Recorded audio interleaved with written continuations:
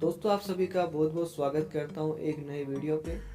माफ़ी चाहता हूँ, वीडियो काफ़ी टाइम बाद में आ रहा है क्योंकि हमारे पास में ऐसा कोई कंटेंट नहीं था कि हम वीडियो बना पाए।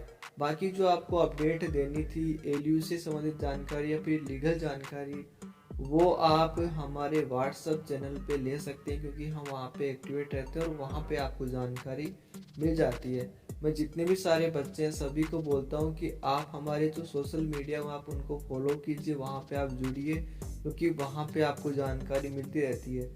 यूट्यूब पे हमें वो वीडियो इतने नहीं बना पाते हैं, जब भी समय मिलता है उसी के हिसाब से हम काम करते हैं।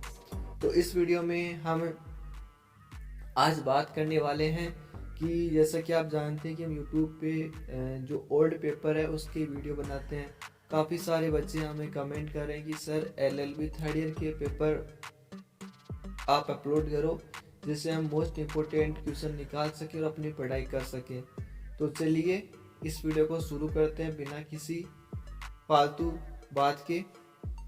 तो यहाँ पे देखिए, मैं आपको थोड़ा बता दूं, ये जो ओल्ड पेपर है ये 2022-23 के जो स्टूडेंट है उनके लिए है, लेकिन ओल्ड पेपर में से क्वेश्चन है वो उठा के आपको न्यू वाले एग्जाम में देते हैं। तो यहाँ पे जो ओल्ड स्कीम है 2022-23 और न्यू स्कीम में अभी पेपर नहीं हुआ है, मैं आपको दिखा दूं। तो यहाँ पे देखिए, या आप यहाँ पे देख रहे हैं first year, second year, third year 2022-23 में है वो एलएलबी थर्ड ईयर यहाँ पे कंप्लीट हो चुकी थी ओल्ड स्कीम के लिए। और इधर देखिए एक सिलेबस मेरे पास में जो कि 2025-26 में है, वो LLB third year new scheme के बच्चे का एग्जाम होगा। और मैं बता दूं कि प्रेजेंट में जो फर्स्ट ईयर के स्टूडेंट ने एडमिशन लिया 2025 में, उनके ये एनुअल स्कीम नहीं है, उनके सेमेस्टर स्कीम है। आपके साल में 2 बार एग्जाम होंगे, ठीक है, 2 बार आपके साल में एग्जाम होंगे, जिनमें से 6-6 महीने से आपके एग्जाम होते हैं। और ये आपका वैसे एनुअल रहेगा, लेकिन एग्जाम इसमें आपके हैं वो 2 बार होंगे। 3 साल का कोर्स रहने वाला है।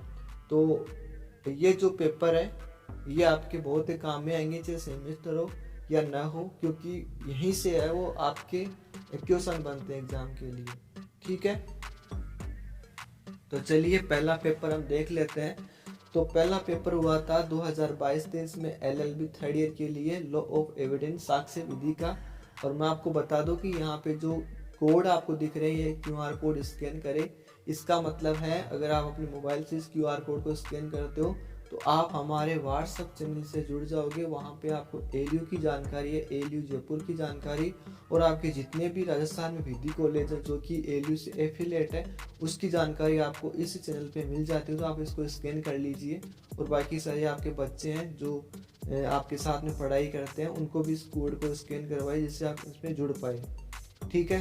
तो चलिए, तो यहाँ पे लॉ ऑफ एविडेंस में पहला क्वेश्चन पूछा गया था 2022-23 में कि तथ्यों की सुसंगतता से आप क्या समझते हैं, और तथ्यों की सुसंगतता एवं ग्राह्यता में क्या अंतर है। इसमें 2 क्वेश्चन पूछे गए हैं। फर्स्ट इकाई में यहाँ पे 2 क्वेश्चन है, जिसमें पहला क्वेश्चन मैंने आपको बता दिया। दूसरा यहाँ पे क्वेश्चन पूछा गया था कि विशेषज्ञ साक्षी से आप क्या समझते हैं, और सामान्य साक्षी और विशेषज्ञ के बीच में क्या अंतर है। सेकेंड यहाँ पे इकाई में क्वेश्चन पूछा गया था, पहला क्वेश्चन कि मौखिक साक्ष्य सभी दशाओं में प्रत्यक्ष होना चाहिए, इस नियम का उदाहरण एवं अपवादों की सहित विवेचना कीजिए। सेकेंड यहाँ पे क्वेश्चन पूछा गया था कि द्वितीय साक्ष्य की विवेचना कीजिए, कब प्रलेख द्वितीय साक्ष्य में प्रमाणित किया जा सकता है। अगला यहाँ पे क्वेश्चन पूछा गया था थर्ड इकाई में, पहला क्वेश्चन कि विबंधन के संबंध में भारतीय साक्ष्य अधिनियम 1872 के सुसंगत प्रावधानों की विवेचना कीजिए। अगला क्वेश्चन पूछा गया था कि सबूत के भार के विषय में सामान्य सिद्धांत कौन से, व्याख्या कीजिए। ये यहाँ पे 20-20 नंबर के क्वेश्चन पूछे जाते हैं, ठीक है। हर इकाई में आपको एक क्वेश्चन करना होता है क्योंकि 10 क्वेश्चन पूछे जाते हैं। एक इकाई में 2 होते हैं, 5 इकाई में 10 क्वेश्चन होते हैं। आपको एक इकाई में से एक क्वेश्चन करना होता है, दोनों में से एक क्वेश्चन, ठीक है। नेक्स्ट क्वेश्चन आपका पूछा गया था कि सहअपराधी से आप क्या समझते हैं, उसकी गवाही विश्वसनीय नहीं होती है, व्याख्या कीजिए। अगला छोटा क्वेश्चन है, सूचक प्रश्न क्या होता है, और पक्षद्रोही साक्षी ये कौन होते हैं आपको बताना है। 5 नंबर की इकाई है। इसमें पहला क्वेश्चन पूछा गया था, क्या कोई अपने गवाह से प्रति परीक्षा कर सकता है, यदि हाँ तो किन परिस्थितियों में, कौन सी परिस्थिति आपको बतानी है।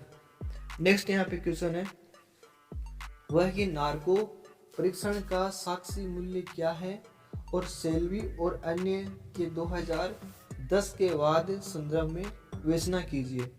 ये आपके यहाँ पे 10 क्वेश्चन कंप्लीट हो गए हैं लॉ ऑफ एविडेंस के। अगला यहाँ पे आपका पेपर है, वो है कोड ऑफ क्रिमिनल प्रोसीजर 1973 का ये पेपर है। तो पेपर आपका 3.2 है 2022-23 LLB थर्ड ईयर का। तो इसमें पहला क्वेश्चन पूछा गया था फर्स्ट इकाई में कि दंड प्रक्रिया संहिता 1973 के अंतर्गत दंड न्यायालयों के गठन व उनकी शक्तियों की व्याख्या कीजिए। सेकेंड इसमें क्वेश्चन पूछा गया था कि संघीय व असंघीय अपराध कौन से होते हैं, वारंट और समन के मामले, और जमानती व अजमानती अपराध, समनीय एवं असमनीय अपराध, इनमें से आपको बताना है। और ये आपको चारों के चारों ही करने हैं, दोनों में से एक करना है। ये QR कोड आपको दिखाया जा रहा है बार बार, क्योंकि आप इसको स्कैन करके अपने व्हाट्सएप चैनल में जुड़ सकते हैं, जहाँ पे आपको ALU व आपकी कॉलेज की जानकारी आपको मिल जाती है। और हाई कोर्ट, सुप्रीम कोर्ट के जो जजमेंट आते हैं उसकी कटिंग है वो भी आपको यहाँ पे उपलब्ध करवाई जाती है।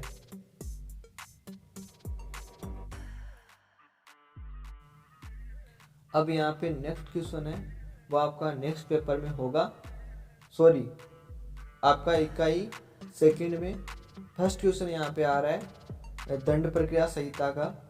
वो पूछा गया था कि पुलिस अधिकारी के अन्वेषण करने की शक्तियां बताइए।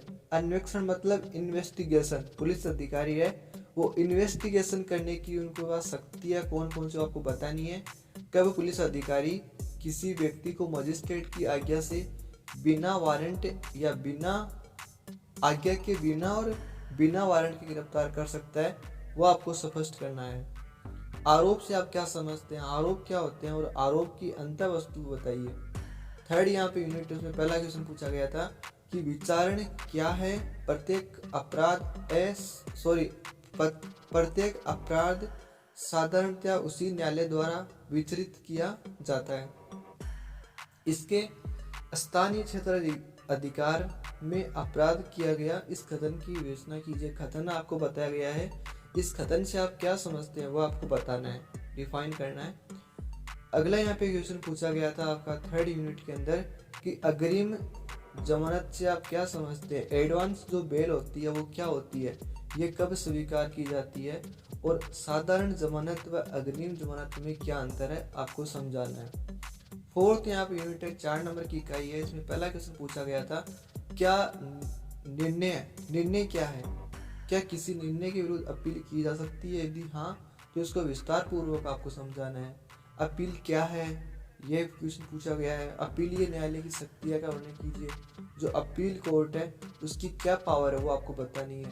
5 यहाँ पे यूनिट में पहला क्वेश्चन पूछा गया था कि दंड प्रक्रिया संहिता की धारा 125 में भरण पोषण का दावा है वो कौन कर सकता है, उसकी व्याख्या कीजिए।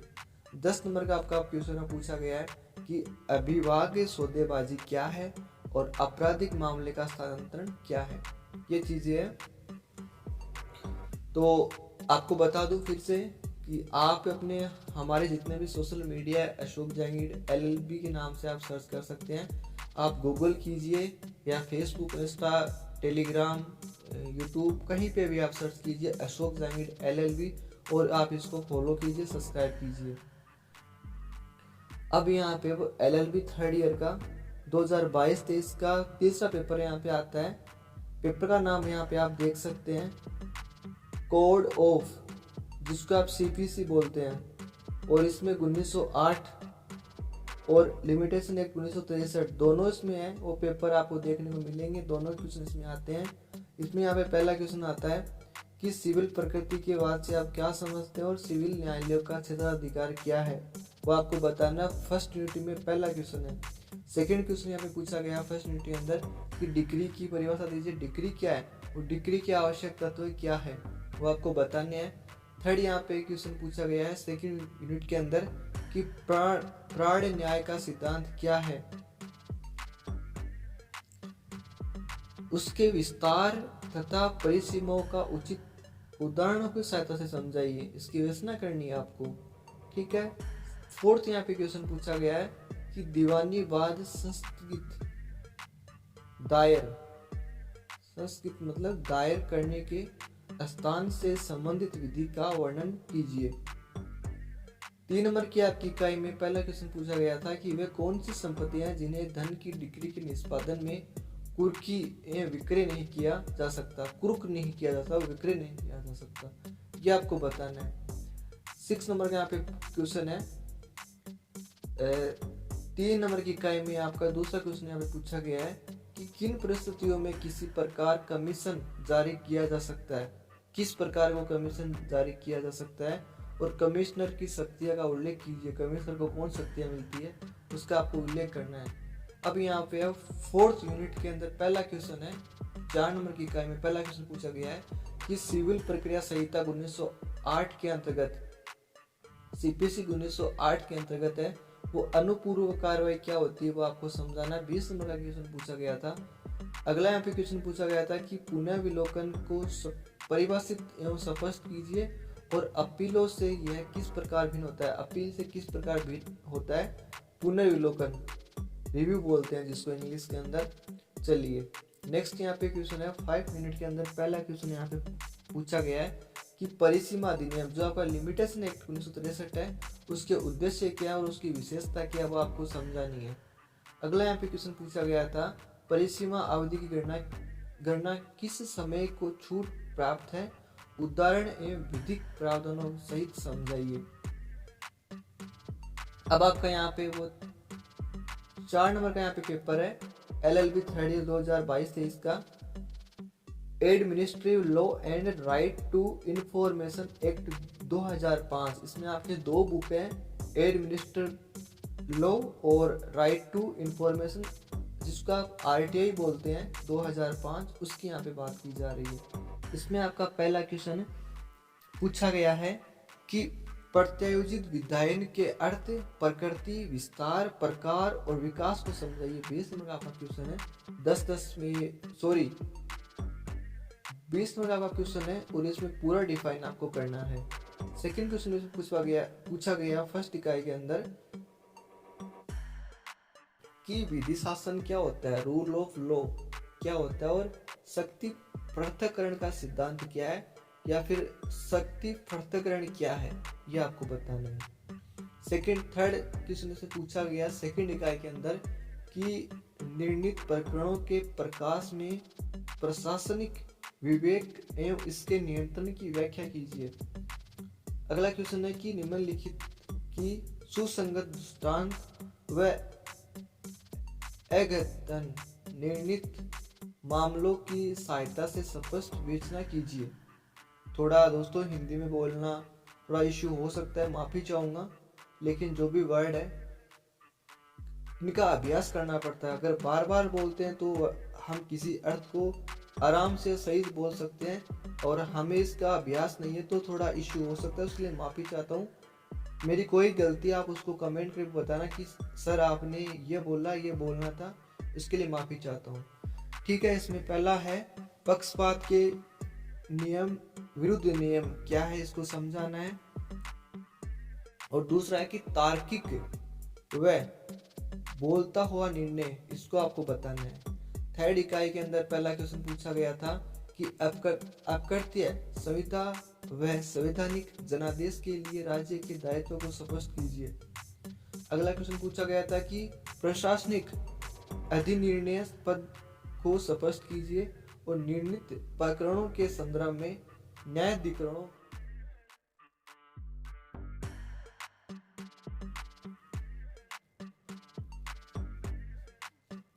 फोर्थ इकाई में पहला क्वेश्चन पूछा गया था कि मान से आप क्या समझते हैं। प्रशासन व लोकतंत्र में इसकी भूमिका तथा सुसंगतता की व्याख्या कीजिए। अगला क्वेश्चन पूछा गया था कि राजस्थान लोकायुक्त अधिनियम 1963 के अंतर्गत है, लोकायुक्त का क्या महत्व और उसकी शक्तियां व कर्तव्यों की विवेचना कीजिए। ये क्वेश्चन पूछा गया था। 5 मिनट आपकी। इसमें पहला क्वेश्चन पूछा गया था कि अद्यतन संशोधित सूचना अधिकार अधिनियम 2005 के अंतर्गत सूचना के अधिकार तथा लोक प्राधिकारियों के दायित्वों की विवेचना कीजिए। 10 नंबर में क्वेश्चन पूछा गया है। इसमें पहला क्वेश्चन है कि जांच आयोग अधिनियम 1952 क्या है, इसको समझाना है, इसकी विशेषता है वो उनको समझाना है। केंद्रीय सतर्कता आयोग अधिनियम 2003 के बारे में आपको बताना है। ठीक है, अब आपके सामने आता है 5 नंबर का पेपर है, जो कि है पर्यावरण विधि का पेपर है 2022-23 थर्ड ईयर का। इसमें आपको QR कोड दिया, आप इसको स्कैन करके अपने व्हाट्सएप चैनल में जुड़ सकते हैं। इसमें पहला क्वेश्चन आपका पूछा गया था कि न्यायिक सक्रियता ने पर्यावरण संरक्षण की अधिकतम सार संभाली है, उक्त कथन किया है। उक्त कथन को जो निर्णीत वाद है, केस लॉज है, उनकी सहायता से आपको बताना है। सेकंड क्वेश्चन इसमें पूछा गया है कि पर्यावरण को सुरक्षित एवं विकसित करने संबंधी केंद्रीय सरकार की सामान्य शक्तियाँ क्या है, वो आपको बतानी है। 3 नंबर का इसमें क्वेश्चन पूछा गया है कि पर्यावरण संरक्षण अधिनियम 1986 के अंतर्गत दंड एवं कंपनी व सरकारी विभागों के द्वारा दिए गए दंड और अपराधों से संबंधित प्रावधानों की विवेचना कीजिए। 4th क्वेश्चन पूछा गया था कि वायु प्रदूषण निवारण एवं नियंत्रण हेतु राज्य सरकार की क्या शक्ति है, विवेचना कीजिए। अगला क्वेश्चन पूछा गया था कि जल अधिनियम 1974 के अंतर्गत जल प्रदूषण की रोकथाम एवं नियंत्रण हेतु राज्य बोर्ड की शक्तियां की विवेचना कीजिए। अगला क्वेश्चन पूछा गया था 6 नंबर का कि ध्वनि प्रदूषण से आप क्या समझते हैं और राजस्थान ध्वनि नियंत्रण अधिनियम 1963 द्वारा ध्वनि प्रदूषण पर नियंत्रण कैसे किया जाता है, समझाइए। 5 यूनिट के अंदर 7वां क्वेश्चन, 4th यूनिट के 7वां क्वेश्चन पूछा गया था कि लोक न्याय का सिद्धांत और वहनीय विकास, इन दोनों पे आपको टिप्पणी देनी है, शॉर्ट नोट के रूप में है। और एक और इसके अंदर ऐड है कि पर्यावरण प्रदूषण विभिन्न कारण है, वो आपको बताने हैं। 8 नंबर का इसमें क्वेश्चन पूछा गया था जो कि ये जल अधिनियम 1974 के अंतर्गत आपको स्पष्ट करना है कि नमूना लेने की शक्ति क्या है, वो आपको बतानी है। और विश्लेषण प्रतिवेदन की प्रक्रिया, यह भी आपको बताना है। 5 यूनिट के अंदर यहाँ पे पहला क्वेश्चन पूछा गया था, 9 नंबर का क्वेश्चन है कि भारतीय संविधान के उन विशेष प्रावधानों की विवेचना कीजिए जो पर्यावरण प्रदूषण संरक्षण से संबंधित है।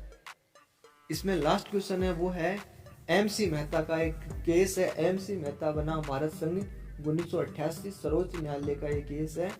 इसको आपको बताना है। इसमें क्या क्या बताना है आपको, वाद के तथ्य, निर्णय और विधि के सिद्धांत।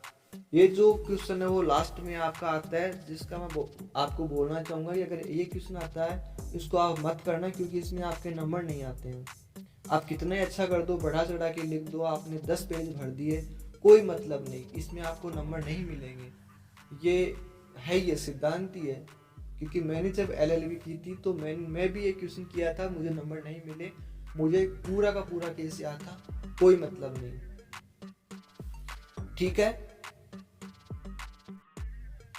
अब यहाँ पे है वो हम आते हैं, नेक्स्ट आपका पेपर है वो हुआ था LLB थर्ड ईयर 2022-23 का 6 नंबर का पेपर, लैंड लॉ का है, भूमि विधि का। इसमें आपका पहला क्वेश्चन पूछा गया था कि राजस्थान किराया नियंत्रण अधिनियम 2001 में किराएदारी के बेदखल के विभिन्न आधार बताइए। जो राजस्थान रेंट कंट्रोल एक्ट 2001 है, उसमें जो किराएदार है उसको बेदखली के जो विभिन्न आधार है वो आपको बताने हैं। 2 नंबर का क्वेश्चन पूछा गया था, टिप्पणी के रूप में है, शॉर्ट नोट के रूप में है कि राजस्थान किराया नियंत्रण 2001 में सीमित काल अवधि की किराएदारी पर लघु लेख लिखे। सेकंड क्वेश्चन है कि राजस्थान किराया नियंत्रण अधिनियम में निष्पादन की रीतियां क्या है, वो आपको बतानी है। थर्ड यहाँ पे क्वेश्चन पूछा गया था भूमि विधि के अंदर कि राजस्थान काश्तकारी अधिनियम के अंतर्गत किन भूमियों में खातेदारी अधिकार प्रभुत नहीं होंगे, वर्णन कीजिए। अगला क्वेश्चन है,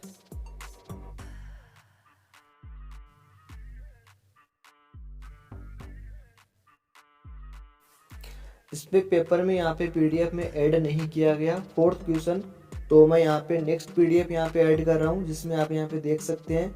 चौथा यहाँ पे क्वेश्चन इसमें पहला पूछा गया है, आपको शॉर्ट नोट के रूप में बताना है कि राजस्थान काश्तकारी अधिनियम 1955 के अनुसार भूमि जो है वो क्या चीज आपको बतानी है। नेक्स्ट यहाँ पे क्वेश्चन है वो है कि भूमिहीन व्यक्ति कौन है, राजस्थान काश्तकारी अधिनियम 1956 के अंतर्गत आपको बताना है। नेक्स्ट यहाँ पे 5 नंबर क्वेश्चन है, वो पूछा गया है कि इसको भी आपको शॉर्ट नोट के रूप में पूछा गया है कि राजस्थान भू राजस्व अधिनियम के अनुसार राजस्व बोर्ड की शक्तियां वो आपको बतानी है। उच्च न्यायालय को निर्देशित करने की शक्ति क्या है वो आपको बताना है।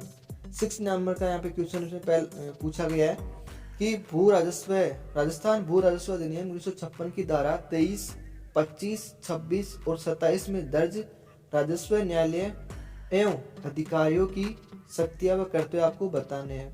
7 नंबर का यहाँ पे क्वेश्चन इसमें जो आप इकाई नंबर 4 है, इसमें 7 नंबर का क्वेश्चन है। इकाई नंबर 4 में पहला क्वेश्चन आप इसको बोल सकते हैं, जो कि शॉर्ट नोट के रूप में है। पहला है कि रियल एस्टेट अधिनियम 2016 को लागू करने के उद्देश्य क्या है वो आपको बताने हैं। नेक्स्ट है कि शब्द विज्ञापन रियल एस्टेट विनिमय और विकास अधिनियम 2016 को समझाइए। इसमें अगला क्वेश्चन है 8 नंबर का कि रेरा अधिनियम 2016 में रियल एस्टेट के पंजीकरण से संबंधित प्रावधान लिखिए, यह पूछा है। आपका 5 मिनट के अंदर पहला क्वेश्चन है कि भूमि अधिग्रहण अधिनियम के अंतर्गत अपराध और दंड पर चर्चा कीजिए। नेक्स्ट क्वेश्चन है 10 नंबर का कि रेरा अधिनियम LARR एक्ट 2016 के अंतर्गत है भूमि व भवन से जुड़ी चीजों के मूल्य का निर्धारण करना समझाइए। ये क्वेश्चन यहाँ पे पूछे गए हैं आपकी भूमि विधि के अंदर। अब यहाँ पे वो आते हैं नेक्स्ट अपना पेपर नंबर 7, जो कि आपका इंटरप्रिटेशन का है। ठीक है, ये आपका 7 नंबर पेपर है। इसमें पहला क्वेश्चन पूछा गया था, इसमें यहाँ पे जो बारकोड दी हुई है आप इसको स्कैन करके अपने व्हाट्सएप ग्रुप में, अपने व्हाट्सएप में ऐड हो सकते हैं। इसको आप स्कैन करते ही अपने चैनल पे पहुंच जाओगे और आप उसको फॉलो कर लीजिए। पहला क्वेश्चन पूछा गया था कि शाब्दिक अथवा व्याकरणिक निर्वचन की व्याख्या कीजिए, ये पहला क्वेश्चन है। सेकंड क्वेश्चन पूछा गया था साहचर्य ज्ञाते से आप क्या समझते हैं, ये आपको समझाना है। थर्ड क्वेश्चन यहाँ पूछा गया है कि कर कानूनों का निर्वचन किस प्रकार किया जाता है, विवेचना कीजिए। नेक्स्ट यहाँ पे क्वेश्चन पूछा गया है कि आदेशात्मक और निर्देशात्मक कानून को निर्णित जो केस लॉज है उसके आधार पर आपको समझाना है। नेक्स्ट यहाँ पे क्वेश्चन है 5 नंबर का, थर्ड यूनिट के अंदर है, वो है कि निर्वचन के बाह्य सहायता से आप क्या समझते हैं, बाह्य सहायता से आप क्या समझते हैं आपको बताना है। 6 नंबर का क्वेश्चन पूछा गया है कि निर्वचन हेतु आंतरिक सहायता से आप क्या समझते हैं। 7 नंबर का यहाँ पे क्वेश्चन पूछा गया है कि सार एवं तत्व के सिद्धांत को आप क्या समझते हैं, यह आपको है आपके संविधान के अंदर आपको मिल जाएगा, वहां पे भी आप इसको देख सकते हैं। अगला क्वेश्चन यहाँ पे पूछा गया है कि जो कि शॉर्ट नोट के रूप में है कि क्षेत्रीय विस्तार का सिद्धांत क्या है और पृथक्करणीयता का सिद्धांत क्या है, दोनों आपको बताने हैं। नेक्स्ट यहाँ पे क्वेश्चन है बेंथम के उपयोगिता के सिद्धांत को समझाइए। बेंथम के उपयोगितावाद के सिद्धांत को है वो आपको समझाना है। ये आपको जूरिस इम्पोर्टेंस है उसमें आपको मिल जाता है। नेक्स्ट यहाँ पे क्वेश्चन है वो दंड के विभिन्न प्रकार बताइए। पनिशमेंट, काइंड ऑफ पनिशमेंट, दंड के प्रकार को बताना है। चलिए यहाँ पे अगला आपका पेपर आता है, वो आता है 8 नंबर का, जो कि लास्ट पेपर है, ड्राफ्टिंग, प्लीडिंग एंड कॉन्वेंसी का। तो इसमें पहला क्वेश्चन पूछा गया है कि अभिवचन के मूलभूत सिद्धांत कौन कौन से हैं। एक वाद पत्र पर जवाब दावे में क्या विशिष्ट विशेष रूप से होनी चाहिए, ये आपको बताना है। नेक्स्ट यहाँ पे क्वेश्चन पूछा गया है अंतर्वर्ती आवेदन से आप क्या समझते हैं, और अंतर्वर्ती आवेदन के मुख्य तत्वों को विस्तार से समझाइए।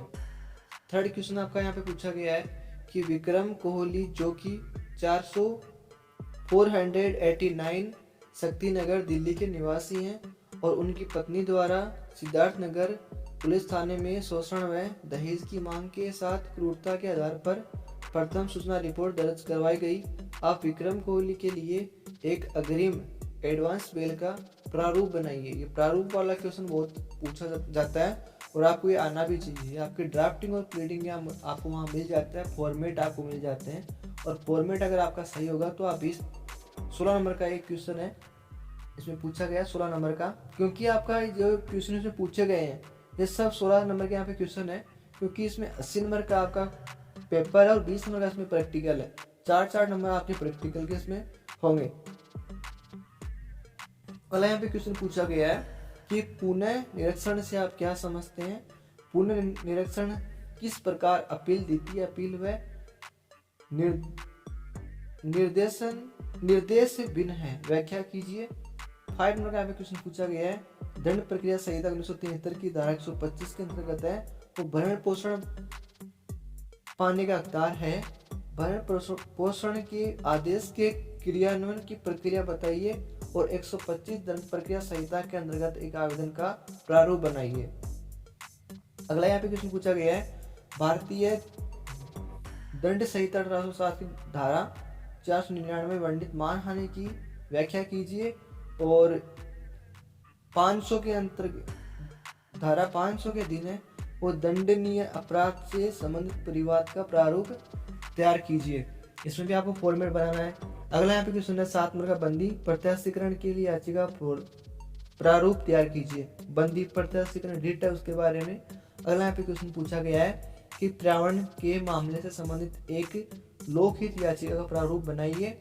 9 नंबर का क्वेश्चन पूछा गया है कि गृह स्वामी द्वारा घर के विक्रय विलेख के प्रारूप की रचना कीजिए। और लास्ट यहाँ पे क्वेश्चन है वो शॉर्ट नोट के रूप में है, जिनमें आपको 2 करने हैं। पहला है भागीदारी विलेख की रचना कीजिए, और अगला कि अचल संपत्ति के लिए दान विलेख की रचना कीजिए, और पट्टा विलेख की रचना कीजिए। ये आपके यहाँ पे पूरे पेपर कंप्लीट होते हैं। मैंने आपको पूरे पेपर यहाँ पे दिए हैं, और बारकोड इसको आप स्कैन करके अपने व्हाट्सएप चैनल में जुड़ सकते हैं, और ऐसे आपको यहाँ पे वो एलयू की जानकारी मिलती रहती है। और मैं बता दूँ 2025 में है वो सेमेस्टर स्कीम यहाँ पे लागू हो चुकी है। अब यहाँ पे पेपर है वो आपको सेमेस्टर स्कीम बताई जाएंगी, और पूरी जो स्कीम है उस पर अलग से वीडियो आएगा वो आपको बता देंगे। और मैंने यहाँ पे वीडियो बनाया था कि LLB पास होने के लिए कितने % चाहिए, तो उसका वीडियो बनाया हुआ है, वो अभी ओल्ड हो चुका है। जो ये वीडियो बनाया अभी मैं पेपर अपलोड कर रहा हूँ उनके लिए वो नया वीडियो जल्दी बना दिया जाएगा। तब तक आप इस पेपर को देखिए, अपने इंपॉर्टेंट क्वेश्चन लगाइए, और इंपॉर्टेंट क्वेश्चन आपको एग्जाम में मिलते रहते हैं। आप हमें फॉलो कर सकते हैं, वहाँ पे आपको पेपर दिए जाएंगे। बहुत बहुत धन्यवाद इस वीडियो को देखने के लिए, और सब्सक्राइब कीजिए अशोक द्रविड़ LLB को।